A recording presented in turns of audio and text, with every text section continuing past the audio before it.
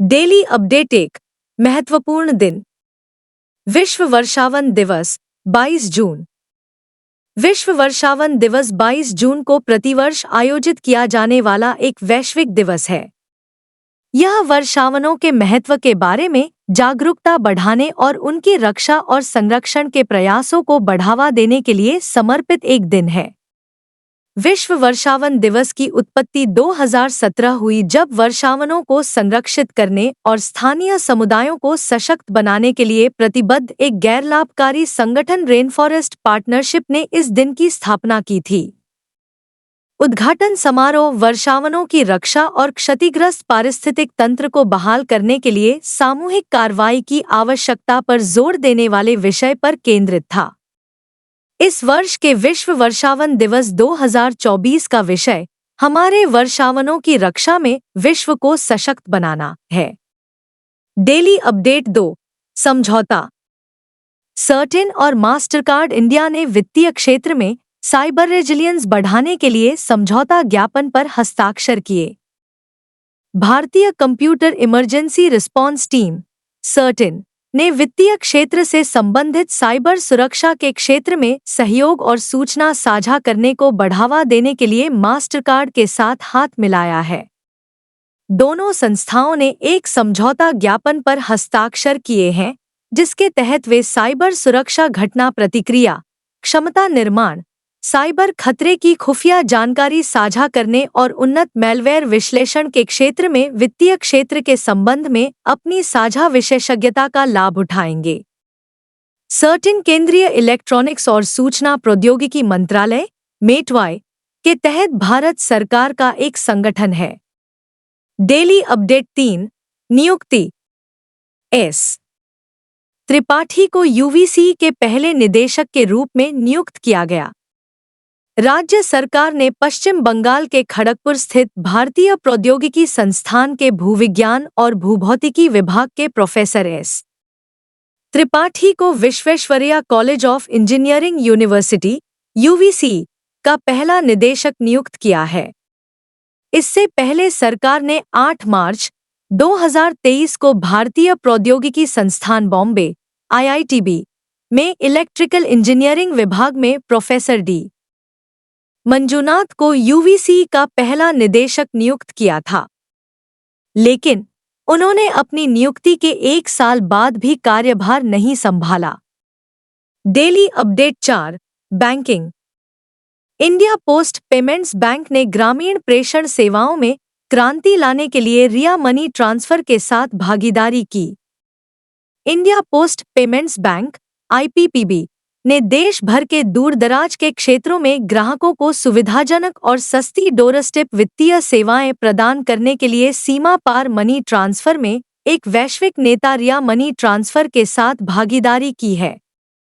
संचार मंत्रालय द्वारा जारी बयान के अनुसार आईपीपीबी और रिया के बीच साझेदारी ग्राहकों के दरवाजे पर बैंकिंग सेवाओं तक पहुंच बढ़ाएगी, जिससे उन्हें केवल उतनी ही राशि निकालने की अनुमति मिलेगी जितनी उन्हें तुरंत चाहिए।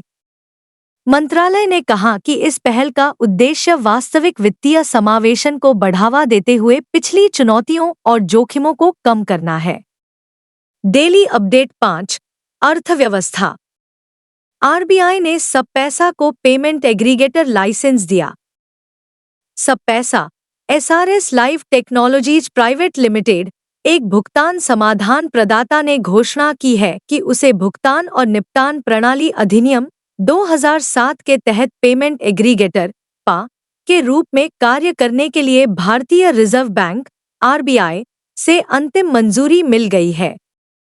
लाइसेंस सबपैसा को देश भर के व्यापारियों को व्यापक भुगतान एकत्रित सेवाएं प्रदान करने की अनुमति देगा। 2016 में अपनी स्थापना के बाद से सबपैसा अभिनव भुगतान गेटवे समाधान और संबंधित उत्पादों जैसे पेआउट और सब्सक्रिप्शन की पेशकश कर रहा है। डेली अपडेट 6 विविध। एनएचएआई राष्ट्रीय राजमार्ग के किनारे हरित आवरण बढ़ाने के लिए मियावाकी वृक्षारोपण का उपयोग करेगा। भारतीय राष्ट्रीय राजमार्ग प्राधिकरण एनएचएआई राष्ट्रीय राजमार्गों को हरा भरा बनाने के लिए जापान का तरीका अपनाएगा। NHAI मियावाकी वृक्षारोपण का कार्य दिल्ली और उसके आसपास राष्ट्रीय राजमार्गों से सटे 53 एकड़ भूमि पार्सल पर करेगा, जो पारिस्थितिक बहाली और वनीकरण के लिए एक अद्वितीय जापानी पद्धति है। NHAI ने एक बयान में कहा कि दिल्ली में मियावाकी वृक्षारोपण की सफलता के आधार पर इसी पैटर्न को पूरे देश में दोहराया जाएगा।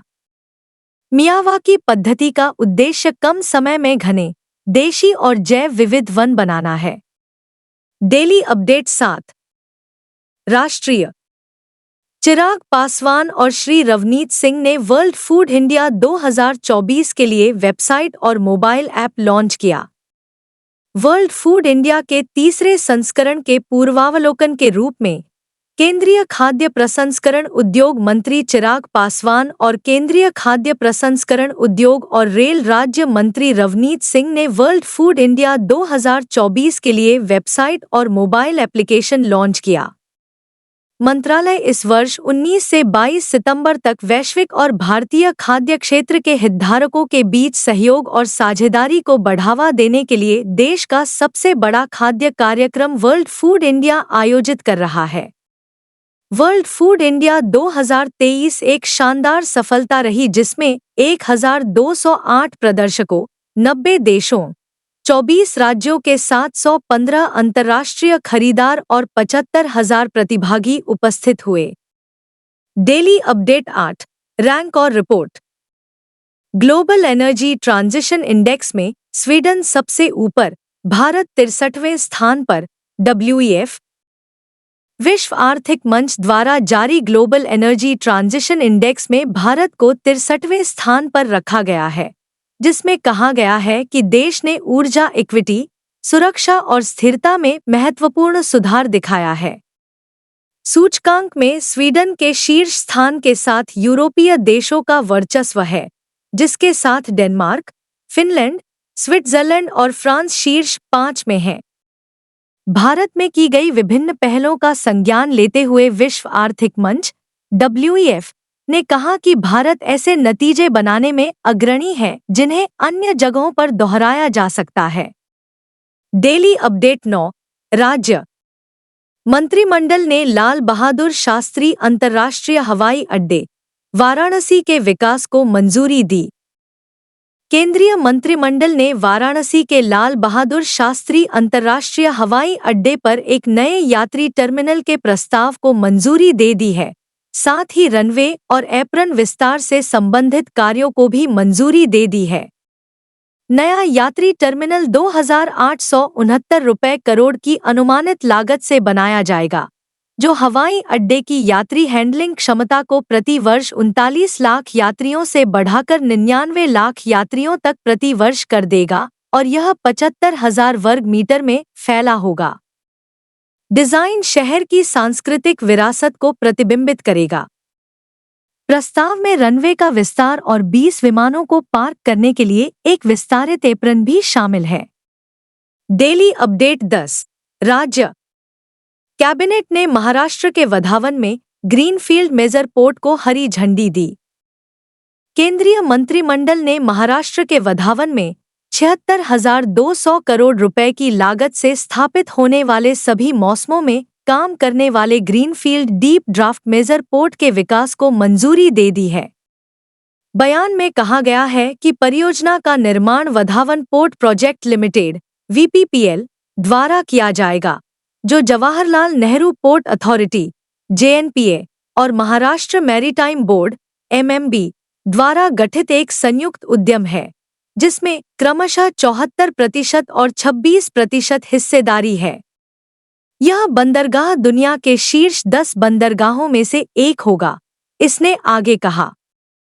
इससे 12 लाख लोगों के लिए रोजगार के अवसर पैदा होंगे।